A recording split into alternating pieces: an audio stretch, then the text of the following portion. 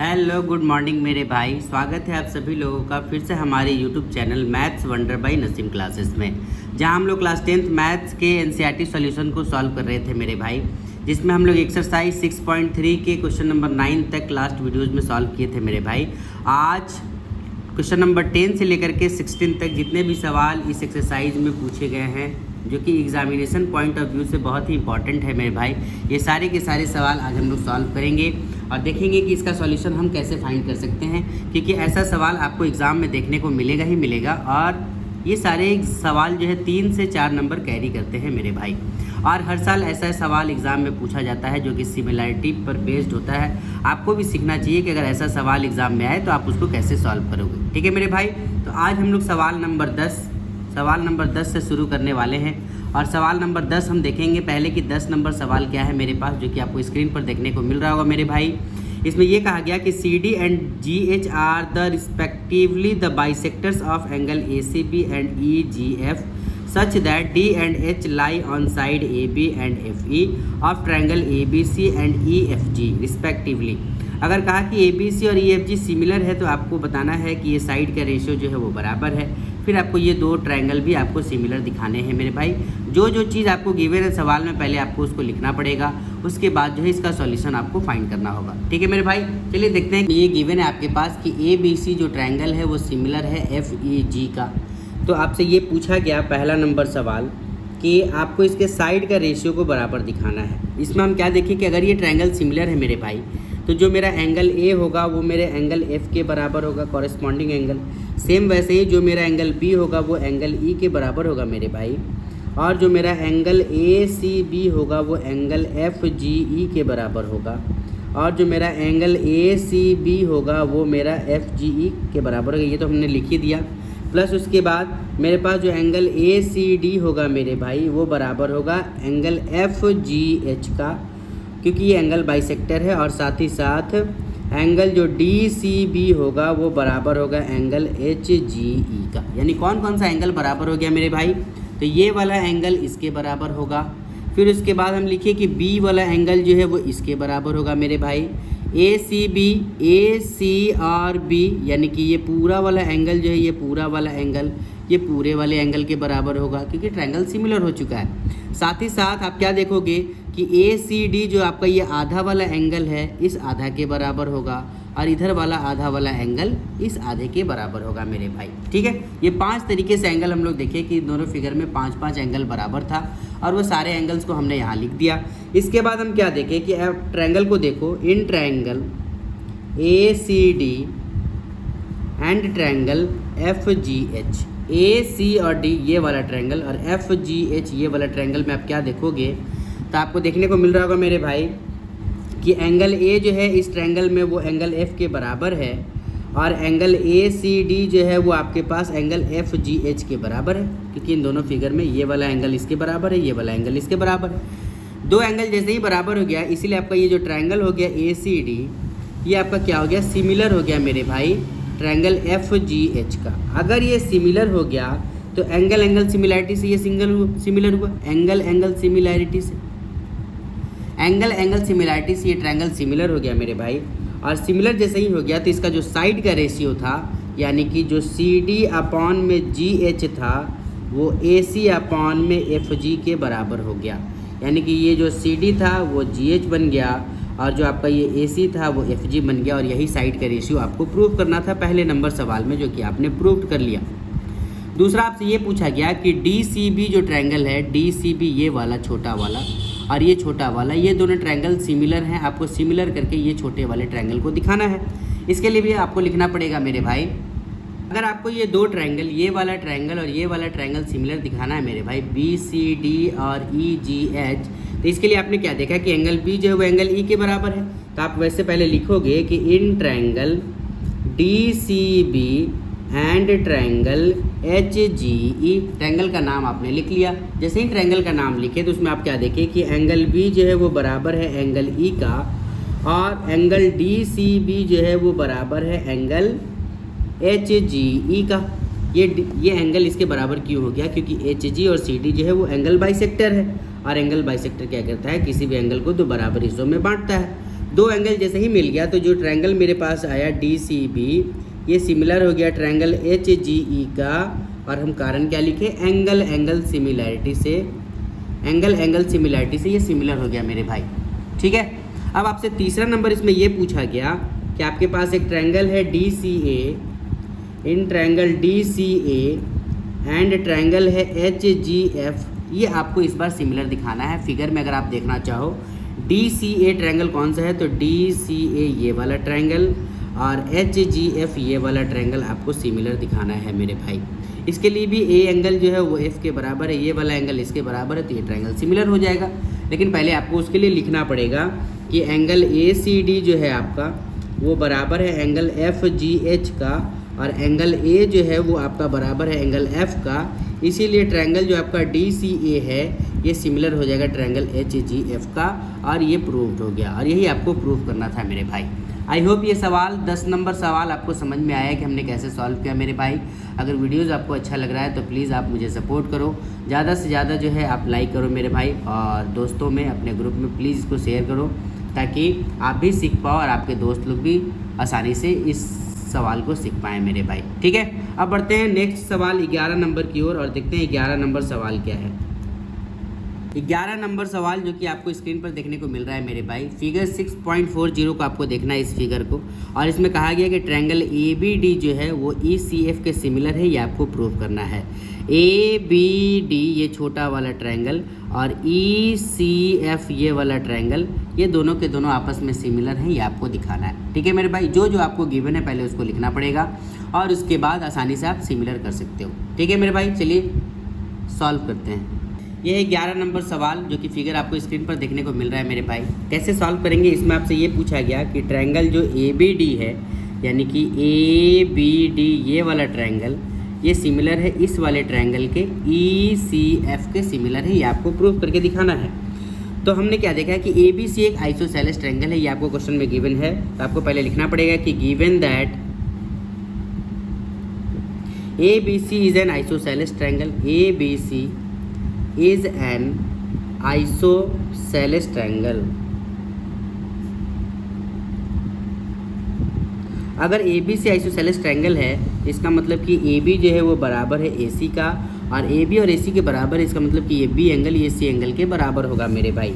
यानी कि एंगल जो आपका ABD होगा वो बराबर होगा एंगल ECF का। ठीक है, अगर आप ट्रायंगल में आओ, जिस ट्रायंगल को सिमिलर करना है, in triangle ABD and triangle ECF, यही दो ट्रायंगल को आपको सिमिलर दिखाना है। इसमें आपने क्या देखा कि आपके पास जो एंगल है ADB वो बराबर है एंगल EFC का। क्यों? क्योंकि दोनों के दोनों 90 डिग्री है मेरे भाई। फिगर में आपको दिख रहा होगा ये D वाला और ये F वाला एंगल। फिर आपने क्या देखा कि ये एंगल भी जो है इसी दोनों ट्रायंगल में दिख रहा है, यानी एंगल ABD जो है वो बराबर है एंगल ECF का, जिसको आपने पहले ही प्रूव कर चुका है, यानी प्रूव्ड एबव, आपने पहले ही इसको प्रूव कर चुका है। अब जैसे ही आपके पास दो एंगल मिल गया तो आसानी से आपका ट्रायंगल सिमिलर हो गया। इसीलिए आपका जो ट्रायंगल था ABD ये सिमिलर हो जाएगा ट्रायंगल ECF का। कारण क्या लिखेंगे, angle angle similarity. I hope ये आपको समझ में आया मेरे भाई कि कैसे हमने इन दो ट्रायंगल को सिमिलर दिखाया। ठीक है, अब बढ़ते हैं सवाल नंबर नेक्स्ट, सवाल नंबर 12 की ओर और देखते हैं 12 नंबर सवाल क्या है। सवाल नंबर 12 जो कि आपको स्क्रीन पर देखने को मिल रहा होगा, फिगर 6.41 को आपको ध्यान से देखना है। इसमें कहा गया कि sides AB and BC are median of AD, side AB and BC and the median AD of a triangle ABC are respectively proportional to sides PQ and QR and median PM of triangle PQR, then so that ABC similar to PQR। यानी कहा कि देखिए sides का proportion जो है दोनों के दोनों ट्रायंगल में बराबर है, यानी जितना AB है AB अपॉन PQ उतना ही है AC अपॉन PR और उतना ही है BC अपॉन QR। तो आपको बताना है कि अगर साइड का रेशो इक्वल है तो ये ABC ट्रायंगल जो है वो PQR के सिमिलर है, ये आपको दिखाना है मेरे भाई। ठीक है, आई होप सवाल आपको समझ में आ गया। अब इसका सॉल्यूशन देखते हैं कि सॉल्यूशन हम लोग कैसे फाइंड करेंगे। पहले आपके पास जो जो गिवन है सवाल में, पहले आपको लिखना पड़ेगा मेरे भाई। क्या लिखेंगे कि AD and PM are the median of triangle, इसीलिए BD जो होगा, BD लाइन BD वो क्या होगा, पूरा BC का आधा होगा, और जो QM होगा मेरे भाई वो QR का आधा होगा। अगर ये आधा हो गया, और भी मेरे पास क्या गिवन है, तो मेरे पास गिवन दैट कि AB अपॉन PQ जो रेशियो है वो बराबर है BC अपॉन QR का और बराबर है AD अपॉन PM का। ये रेशियो मेरे पास गिवन था मेरे भाई। अगर ये रेशियो गिवन है तो आप लिख सकते हो ये AB अपॉन PQ ही रहेगा। BC की जगह आप क्या लिख सकते हो, तो BC की जगह आप लिख सकते हो कि आधा BC की जगह आप क्या लिख सकते हो, आधा BC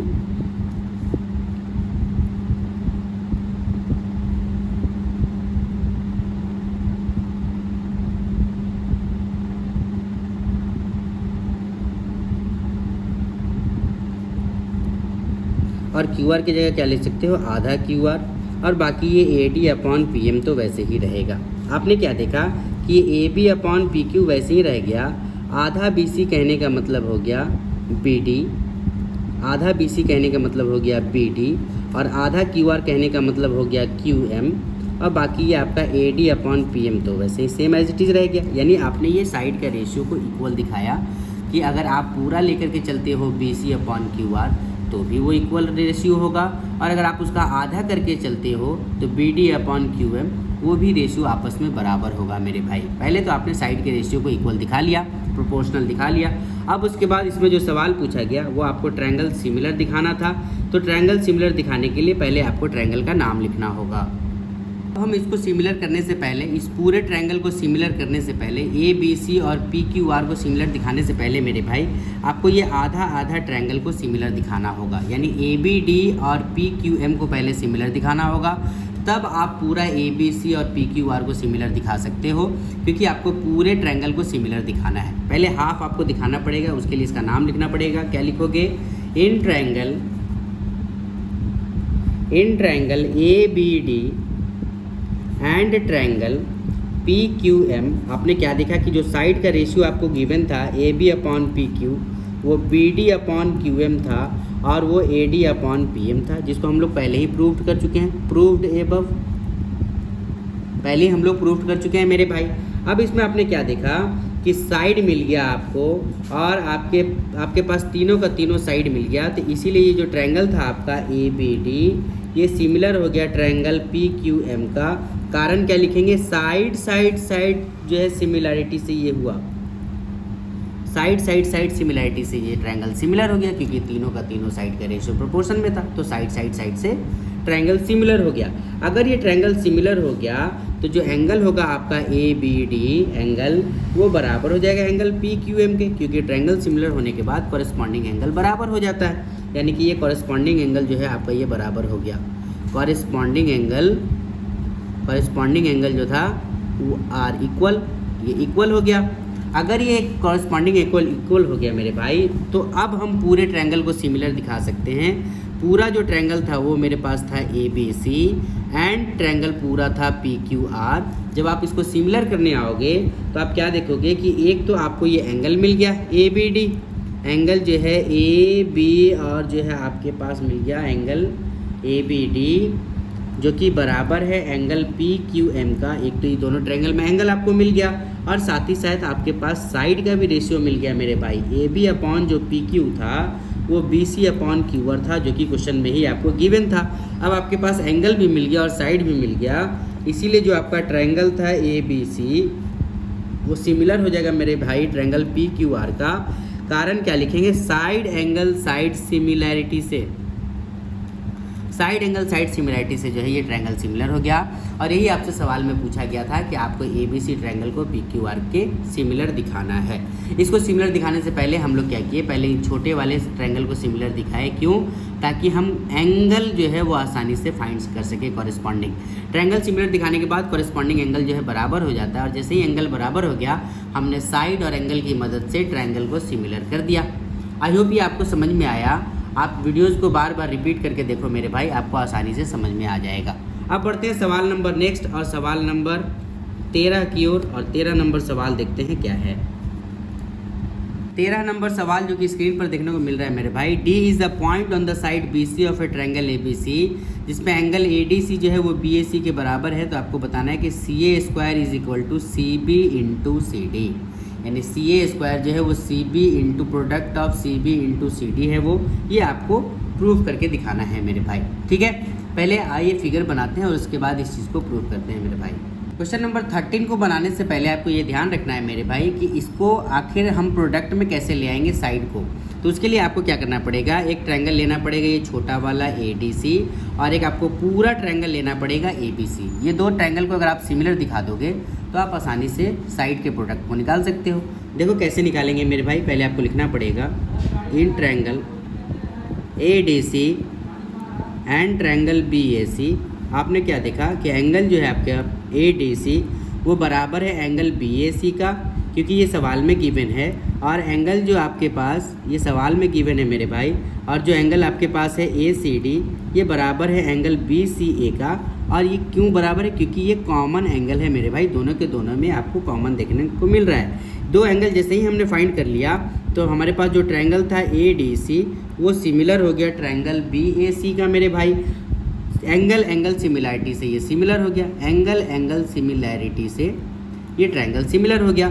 जैसे ही ट्रायंगल सिमिलर हो गया मेरे भाई तो हम जानते हैं कि कॉरेस्पॉन्डिंग साइड्स जो होता है वो प्रोपोर्शन में आ जाता है ट्रायंगल सिमिलर होने के बाद, यानी कि ए डी सी का साइड जो आपको देखने को मिल रहा है सी ए डी सी में जो है ए डी सी में जो है ए सी, उसी तरीके से जो है आपका बी ए सी में जो है वो बी सी, वो बराबर होगा सी डी, यानी कि सी डी जो हो गया इस ट्रायंगल का ये वाला साइड सी डी, और इस ट्रायंगल का कौन सा साइड होगा मेरे भाई, तो वो ए सी होगा, बड़े वाले का ए सी। आपने क्या देखा, जब आप इसको क्रॉस मल्टीप्लाई करोगे तो ए सी को ए सी से मल्टीप्लाई करोगे तो वो आपके पास आएगा सी ए स्क्वायर, यानी ए सी स्क्वायर, और बाकी इन दोनों को मल्टीप्लाई करोगे तो सी डी इंटू के सी बी हो जाएगा मेरे भाई। और यही आपको प्रूव करना था और यही आपका प्रूव हो जाएगा। आई होप ये सवाल आपको समझ में आया कि हमने 30 नंबर सवाल को कैसे सॉल्व किया। आप ध्यान से देखो, गौर से बारी बारी से देखोगे, आपको आसानी से जो है कॉन्सेप्ट क्लियर होने लगेगा मेरे भाई। ठीक है, अब बढ़ते हैं सवाल नंबर नेक्स्ट, सवाल नंबर 14 की ओर, और देखते हैं 14 नंबर सवाल क्या है। 14 नंबर सवाल जो कि आपको स्क्रीन पर देखने को मिल रहा है मेरे भाई, इसमें ये कहा गया कि side A B and A C are the side A B and A C and median A D of a triangle A B C are respectively proportional to the sides P Q and P R and the median P M to the another triangle P Q R so that A B C parallel to P Q R. Same to same सवाल जो है आपको, जो आपने ये सवाल देखा है 12 number, same as it is जो है वो 14 नंबर भी है, हूबहू सेम टू सेम सवाल है मेरे भाई। बस केवल आपको इसको सॉल्व कर लेना है। जैसे हमने जो है इसमें 12 नंबर को बनाया था सेम वैसे ही 14 नंबर सवाल भी बनेगा, और दोनों का दोनों सवाल एक ही है मेरे भाई। ठीक है, दोनों का दोनों एक ही सवाल है, बस इसमें भी आपको ट्रायंगल ए बी सी को सिमिलर दिखाना है पी क्यू आर का, और इसमें भी आपको ए बी सी को सिमिलर दिखाना है as it is P Q R का। इसलिए 14 नंबर सवाल आप खुद से बनाओगे मेरे भाई, इसमें ज़रा भी डिफरेंस नहीं है। Side A B and B C, बस इसमें ये था कि इसमें साइड जो था वो ए बी और बी सी था, इसमें साइड जो है वो ए सी और ए बी है ना। मीडियन आपका ए डी ही है और ट्रायंगल ए बी सी का, और सेम ऐसे ही पी क्यू और पी आर जो है साइड्स है, इसमें भी पी क्यू और क्यू आर था, जबकि इसमें पी क्यू और पी आर साइड्स है। मीडियन आपका पी एम ही है। आपको ट्रायंगल सिमिलर दिखाना है मेरे भाई, सेम आपको ट्रायंगल लेना पड़ेगा और एंगल को कॉरेस्पॉन्डिंग एंगल को बराबर दिखा करके सिमिलर करना होगा। ठीक है, तो जो 12 नंबर सवाल था मेरे भाई वही 14 नंबर है, आप खुद से कर लोगे आई थिंक। और अगर आपको ये नहीं आपसे नहीं होगा तो फिर आप कमेंट बॉक्स में कमेंट करके बताओगे मेरे भाई, मैं आपको फिर से इसका सॉल्यूशन बता दूंगा। ठीक है, बढ़ते हैं सवाल नंबर नेक्स्ट, क्योंकि ये दोनों का दोनों सवाल एक जैसा है। एक आपने सीख लिया है, दूसरा आपको खुद से बनाना है। अगर आपसे नहीं बने मेरे भाई तो फिर आप ज़रूर हमें जो है कमेंट बॉक्स में कमेंट करके बताइए, हम आपको इसका सॉल्यूशन ज़रूर जो है आपको जो है इसका सॉल्यूशन हम ज़रूर जो है मुहैया कराएंगे, मतलब कि आपको इसका सॉल्यूशन जो है मिल जाएगा मेरे भाई। बस केवल आपको बताना है कि आपसे ये सवाल बना या फिर नहीं बना। ठीक है, बढ़ते हैं सवाल नंबर 15 और 16 की ओर। 15 नंबर सवाल जो कि स्क्रीन पर आपको देखने को मिल रहा है, a vertical pole of length 6 metre cast a shadow of 4 metre long on the ground and at the same time a tower cast a shadow of 28 metre long, find the height of the tower. कहा कि एक पोल है जो 6 metre लंबा है 4 metre का जो है वो परछाई बनाता है। तो अगर एक 28 मीटर का परछाई बन रहा है एक टावर का, तो बताइए उस टावर की लंबाई क्या है। ठीक है। और 16 नंबर जो सवाल है मेरे भाई, इसमें AD एंड PM मीडियन है ये दो ट्रायंगल के। तो ट्रायंगल जो है आपके पास सिमिलर है, तो आपको ये साइड का रेशियो जो है वो इक्वल दिखाना है। 15 और 16 नंबर सवाल आपको सॉल्व करके बताता हूँ ताकि आप आसानी से सीख पाओ। और इसका सॉल्यूशन देखिए कैसे हम लोग फाइंड करेंगे। 15 जो कि आपको स्क्रीन पर देखने को मिल रहा है मेरे भाई, जिसमें कहा गया कि CD नाम का एक पोल है जो 6 मीटर लंबा है, तो उसकी परछाई 4 मीटर बनती है। तो 28 मीटर अगर परछाई किसी टावर का बन रहा है AB नाम के टावर का, तो AB का लेंथ क्या है वो आपसे पूछा गया है, ये आपको बताना है मेरे भाई। ठीक है। कैसे आप सॉल्व करोगे, तो इसके लिए आप लिखोगे कि late CD be the pole, CD be the pole and AB is a tower। AB क्या है, टावर है मेरे भाई। इसीलिए जो आपका DF होगा एंड जो आपका BE होगा, DF and BE are the shadow होगा, आर द शैडोज। क्या होंगे, ये शैडोज होगा, क्योंकि DF और BE जो है वो उस पोल का शैडो है। तो इन ट्रायंगल आप ABE और ट्रायंगल जो है आप CDF ट्रायंगल, दोनों ट्रायंगल को लोगे तो आप क्या देखिए कि एंगल जो आपका DCF है वो बराबर है एंगल BAE का, क्योंकि angle of sun at same place, यानी कि DCF जो होगा ये वाला एंगल और ये वाला एंगल दोनों बराबर होगा, क्योंकि सूरज जो है, दोनों सूरज जो है उसका एंगल बराबर है। सूरज एक ही एंगल से दोनों को देख रहा है। तो आप इसका कारण लिख सकते हो कि angle of sun at same place, क्योंकि सूरज जो है एक ही जगह पर है इसलिए ये एंगल बराबर होगा। और दूसरा आपने क्या देखा कि एंगल जो आपके पास CDF है, एंगल CDF वो बराबर है आपका एंगल ABE का। और ये क्यों बराबर है, क्योंकि ये दोनों का दोनों 90 डिग्री है मेरे भाई। जैसे ही दो एंगल मिल गया, इसीलिए ट्रायंगल जो ABE है वो सिमिलर हो जाएगा मेरे भाई ट्रायंगल CDF का। कारण क्या लिखेंगे, एंगल सिमिलैरिटी। एंगल सिमिलैरिटी से जब ये ट्रायंगल सिमिलर हो जाएगा तो साइड का रेशियो भी प्रोपोर्शन में आ जाएगा, यानी AB अपॉन जो CD होगा वही BE अपॉन Q, वही जो होगा BE अपॉन AB होगा। AB अपॉन जो CD होगा वही BE अपॉन DF होगा मेरे भाई, BE अपॉन DF होगा। अगर आप यहाँ से वैल्यू पुट करोगे, AB आपको फाइंड करना है, CD आपके पास जो है गिवन है 6, BE आपके पास गिवन है 28 और DF आपको 4 मालूम है मेरे भाई। यहाँ से आप क्या देखोगे, जब AB का आप लेंथ निकालोगे तो यहाँ से ये 7 टाइम्स में कैंसिल आउट हो जाएगा और 7 6 कितना हो जाएगा 42, यानी कि जो उस टावर की लंबाई थी वो 42 मीटर था। और यही इस सवाल का आंसर हो जाएगा मेरे भाई। आई होप ये 15 नंबर सवाल आपको समझ में आया कि हमने कैसे बनाया। अगर ऐसा शैडो वाला सवाल अगर आए तो आपको भी ऐसे ही बनाना है मेरे भाई। ठीक है। अब इस एक्सरसाइज का लास्ट सवाल नंबर 16, और उसके बाद ये चैप्टर हमारा कंप्लीट हो जाएगा ट्रायंगल। आपको भी इस चैप्टर को बार बार देखना चाहिए मेरे भाई, क्योंकि ये जो है 10 से 12 नंबर कैरी करता है एग्ज़ाम में, और ये सबसे वेटेज रखता है चैप्टर एग्ज़ाम में। इससे बहुत सारे सवाल जो है बनते हैं मेरे भाई। जिन भी भाइयों को अगर 10 CGPA मार्क्स लाना है उनको जो है अच्छे से चैप्टर को देखना होगा। आप अच्छे से प्रैक्टिस करके जाओ, समझ के जाओ, और आपको कोई भी दिक्कत हो तो आप प्लीज़ हमारे कमेंट बॉक्स में कमेंट करके बताओ मेरे भाई। ठीक है। बढ़ते हैं आखिरी सवाल नंबर 16 की ओर, और देखते हैं 16 नंबर सवाल क्या है। 16 नंबर सवाल जो कि आपको देखने को मिल रहा है, जिसमें कहा गया AD और PM जो है मीडियन है ट्रायंगल ABC और PQR का, जिसमें दोनों ट्रायंगल आपस में सिमिलर हैं। तो ये साइड का रेशियो आपको प्रोपोर्शन में दिखाना है मेरे भाई। 16 नंबर सवाल जो कि आपको स्क्रीन पर देखने को मिल रहा है मेरे भाई, ये दोनों ट्रायंगल को आपको सिमिलर दिखाना है। ABC और PQR सिमिलर है, तो आपको साइड का रेशियो प्रोपोर्शन में दिखाना है। कैसे सॉल्व करेंगे मेरे भाई, जो आपको पहले गिवन है पहले आपको वो लिखना पड़ेगा। क्या लिखेंगे, गिवन दैट, क्या गिवन है मेरे पास, तो ये ट्रायंगल जो आपके पास है ट्रायंगल ABC वो सिमिलर है ट्रायंगल PQR का। अगर ये ट्रायंगल सिमिलर है तो हम जानते हैं कि corresponding sides of similar triangle जो है आर इन प्रोपोर्शन होता है ना। हम जानते हैं कि we know that the corresponding sides of the corresponding sides of a similar triangle are proportional होता है मेरे भाई। इसीलिए जो आपका साइड होगा ए बी वही इसका होगा पी क्यू, जो होगा ए सी वही होगा पी आर, और जो होगा बी सी वही होगा क्यू आर। और इसको हमने इक्वेशन फर्स्ट मान लिया।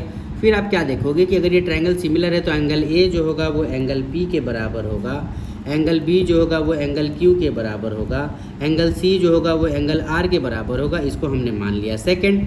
फिर हमने क्या देखा कि ए डी और पी एम जो है हमारे पास, A D and P M are medians, ये मीडियंस है। इसीलिए क्या होगा, जो बी डी का लेंथ होगा मेरे भाई, बी डी वो पूरा बी सी का आधा होगा, बी सी बाई हाफ होगा। और सेम ऐसे ही जो क्यू एम का लेंथ होगा मेरे भाई वो क्यू आर का आधा होगा। ठीक है, अब इसको आपने इक्वेशन थर्ड मान लिया। अब आप इक्वेशन देखो, इक्वेशन जो है फर्स्ट और थर्ड से आप क्या देखोगे, फर्स्ट और थर्ड से यहाँ लिखना पड़ेगा कि from equation first and third, आपने पहले और तीसरे से क्या देखा, तो आपने ये देखा, पहले और तीसरे से आपने ये देखा कि आपका जो A B upon P Q है वो बराबर हो गया B D upon Q M का। क्यों? क्योंकि ए सी जो था, ये बी सी जो था, बी सी का आधा क्या था बी डी, और क्यू आर का आधा क्या था क्यू एम। इसी को आधा हमने किया तो बी डी की जगह हमने बी सी की जगह हमने बी सी को आधा किया तो बी डी आ गया, और क्यू आर को आधा किए तो हम क्यू एम आ गया। इसके जगह हम इन चीज़ों को भी लिख सकते हैं क्योंकि ये भी इसका भी रेशियो बराबर होगा। ठीक है मेरे भाई, इसको हमने इक्वेशन 4 मान लिया। ठीक है, अब हम ट्रायंगल में आए। In triangle A B D and triangle P Q M हमने क्या देखा कि एंगल बी जो है वो क्यू के बराबर है, एंगल ए बी जो है A B upon P Q वो बराबर है B D upon Q M का।